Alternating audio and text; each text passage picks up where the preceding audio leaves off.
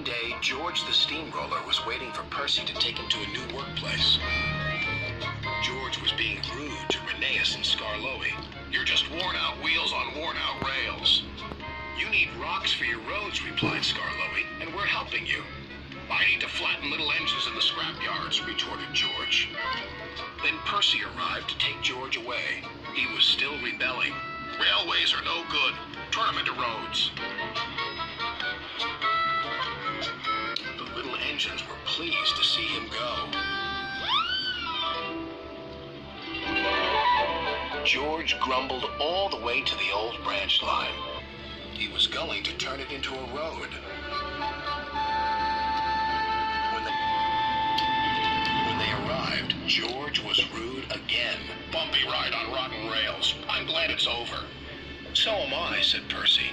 "Ha!" huffed George. Percy was still when he met Thomas. "What's up, Percy?" "It's George. He makes me feel down." "Just ignore him," puffed Thomas. George was now enjoying himself.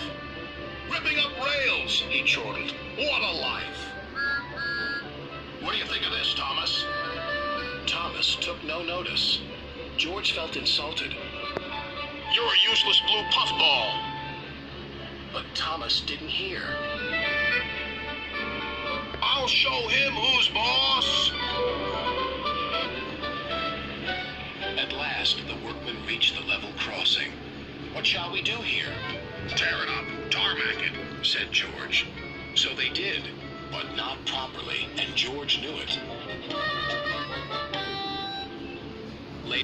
Later, Thomas was traveling home on the same line. He was pulling freight cars filled with vegetables. The signalman had forgotten to warn his driver about the crossing. "That's nice. We don't need to stop," said Thomas happily. "Yes, we do," called his driver.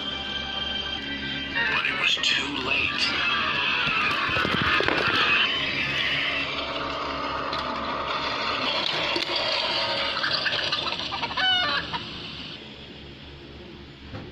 Next day, Percy told Gordon all about George. "Huh," snorted Gordon.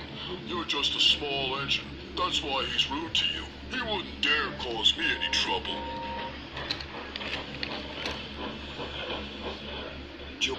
George had been taken to some yards to work. Duck arrived with a train of empty freight cars. George was blocking his way, and a car was stuck on the main line. "Let me through," demanded Duck. "You'll just have to wait," replied George.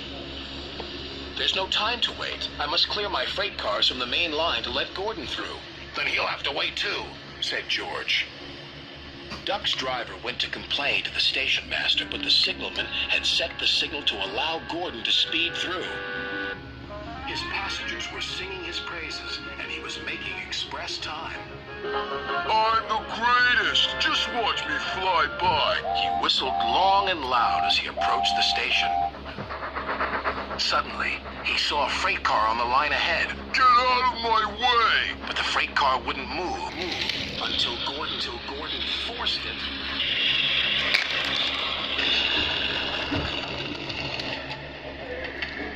By accident. Gordon was worried that Sir Topham Hatt would be cross. He was, but not with Gordon. "Whoever caused this disturbance will have me to answer to." And he did. A few days later. "Look who's here," said Thomas.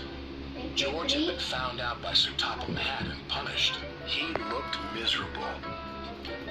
"Now we'll get some peace at last," said Percy.